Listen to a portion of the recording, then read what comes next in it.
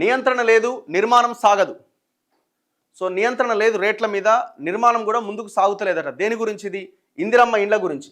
ఇందిరమ్మ ఇండ్ల సామాగ్రికి ధరాఘాతం, ఇష్టారాజ్యంగా పెంచుతున్న వ్యాపారులు, నామమాత్రంగానే ధరల పర్యవేక్షణ కమిటీలు. సో ప్రభుత్వం ఎప్పటికప్పుడు దాన్ని పర్యవేక్షిస్తుండాలి. పర్యవేక్షిస్తూ రేట్లు ఎక్కడైనా పెరిగే, ఎవరైనా అట్లాంటివి చేస్తే వాళ్ళ మీద కేసులు బుక్ చేయాలి, కట్టడి చేసే ప్రయత్నం చేయాలి. ఉమ్మడి మహబూబ్ నగర్లో బేస్మెంట్ కోసం ఉపయోగించే రాయి ధర గతంలో ఒక్కొక్కటి 18 రూపాయల నుంచి 20 రూపాయల వరకు ఉండేది. ఇందిరమ్మ ఇండ్ల నిర్మాణం ప్రారంభమైన తర్వాత ధర 25 రూపాయలకు పెరిగింది. కొన్ని చోట్ల 28 వరకు వసూలు చేస్తున్నారు. ట్రాక్టర్ ఇసుక సరఫరాకు దూరాన్ని బట్టి 2500 నుంచి 4000 వరకు వసూలు చేస్తున్నారు. ఉమ్మడి నిజామాబాద్ జిల్లాలో గతంలో టిప్పర్ కంకర ధర 2500 ఉండేది. ఇందిరమ్మ ఇండ్లు ప్రారంభమయ్యాక దీన్ని 4000 వరకు పెంచారు. దాదాపు అన్ని జిల్లాల్లో ఇదే పరిస్థితి. సో ప్రభుత్వమే కట్టడి చేయాలి, ఇంకెవరు చేస్తారు? వ్యాపారులు వాళ్ళ వ్యాపారం వాళ్ళు పెంచుకుంటూ పోతూనే ఉంటారు, డిమాండ్ కొద్దీ పెంచుకుంటూ పోతూనే ఉంటారు. ఇప్పుడు ఇసుకను కూడా ప్రభుత్వం ఫ్రీగా సప్లై చేయొచ్చు కదా. ఇసుక మాఫియా తోడకపోయే ఇసుకలో ఒక 1% కూడా కాదు కదా దాని ఆ ఇందిరమ్మ ఇండ్లకు ఖర్చు అయ్యే ఇసుక శాతం.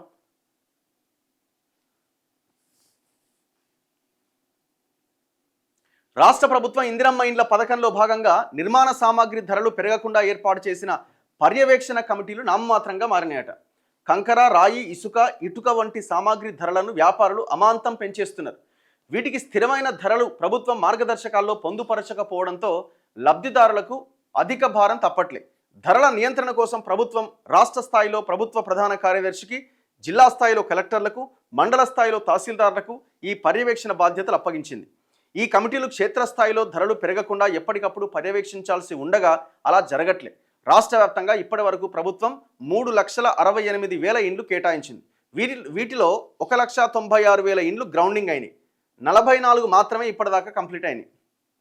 ఎక్కడ 1,96,000, ఎక్కడ 44, అంటే మొత్తం కంప్లీట్ అయినాయి. మరో 4,000 ఇండ్లు చివరి దశకు వచ్చినాయి. ఇక మిగతా ఇండ్ల పనులు వేగంగా జరగట్లే. దీనికి కారణం ఏంటంటే ధరల భారమే దీనికి ప్రధాన కారణంగా తెలుస్తోంది.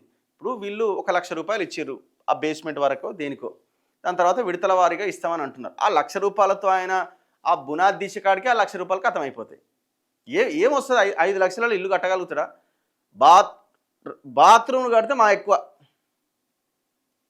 అది అయ్యే పని కాదు, అది అంత ఈజీ కాదు. అది ఇవాళ రేపు రేట్లు విపరీతంగా పెరిగిపోయినాయి. అందుకే ప్రభుత్వం ఆలోచించాలా, అవసరమైతే దాని యొక్క రేట్ అయినా పెంచాలా, లేదంటే వాటికి సంబంధించిన ఇప్పుడు సిమెంట్ అన్నది, సిమెంట్ ఫ్రీగా ఇచ్చే ప్రయత్నం చేయండి తక్కువ ధరకి, లేదంటే ఇసుకని ఫ్రీగా ఇవ్వండి. కావాల్సినంత ఇసుక ఈ రాష్ట్రంలో ఉంది కదా, మరి పేదలకు కాకపోతే ఆ ఇసుక ఎవరిది? జాతి సంపదే కదా.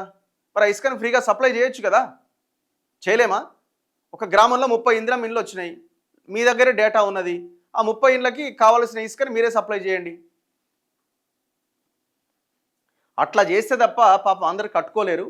ఇక మిగతా వాళ్ళంతా ఎక్కడో దగ్గర అప్పు చేసో లేకపోతే ఉన్నది అమ్ముకుని ఏదో ఒకటి చేసి మొత్తానికి ఆ ఇల్లు కంప్లీట్ చేసుకోవాలని ప్రయత్నంలో ఉన్నారు తప్ప, ఏమీ లేని వాళ్ళు అయితే ఆ ఇల్లు పూర్తిగా కంప్లీట్ చేయడం అంత ఈజీ కాదు. మినిమం ఒక 8-9 లక్షలు లేనిది ఆ పాటి ఆ 400 స్క్వేర్ ఫీటు 500 స్క్వేర్ ఫీట్ ఇల్లు కట్టడం సాధ్యం కాదు. ప్రభుత్వం ప్రతి ఇందిరమ్మ ఇంటికి 25 క్యూబిక్ మీటర్ల ఇసుకను ఉచితంగా ఇవ్వాలని నిర్ణయించిందట. కానీ స్థానిక వ్యాపారులు ఒక్కో ట్రాక్టర్కు భారీగా రవాణా ఛార్జీలు వసూలు చేస్తున్నారట. అసలు ఫ్రీగా ఇస్తున్నారా? ఇది కూడా ఒక సమస్యే. ఈ సమస్యపైన అధికారులు దృష్టి పెట్టట్లే. రాయి, కంకర, ఇటుక సామాగ్రి పైన వ్యాపారులు కొన్ని చోట్ల కృత్రిమ కొరత సృష్టించి అధిక ధరలు వసూలు చేస్తున్నారు. పాత ధరలకే ఇవ్వాలని లబ్ధిదారులు కోరుతున్నారు. ముందే ధర పెంచిరట. ఒక్కో ఇంటికి 180 బస్తాల చొప్పున రాష్ట్ర వ్యాప్తంగా 40 లక్షల టన్నులకు పైన సిమెంటు, 1500 కిలోల చొప్పున మొత్తం 68 లక్షల టన్నుల స్టీల్ అవసరమని అధికారులు గుర్తించారు. ఇందిరమ్మ పథకం ప్రారంభానికి ముందే బ్రాండెడ్ సిమెంట్ బస్తా ధర 300 నుంచి 320 రూపాయల వరకు, సాధారణ సిమెంట్ ధర 270 నుంచి 290 వరకు ఉన్నది. ప్రస్తుతం మార్కెట్లో ఒక్కో బస్తాకు సగటున 30 రూపాయలు పెంచిరట. స్టీల్ మీద కిలోకు 3 నుంచి 4 రూపాయలు పెంచిరట. ఎట్లా ఇది? ఎట్లా కట్టగలుగుతారు? ఇల్లు రానోళ్ళ పరిస్థితి వాళ్ళ బాధ వాళ్ళది. ఇంకా అదొక గోస, ఇల్లు రానోళ్ళది.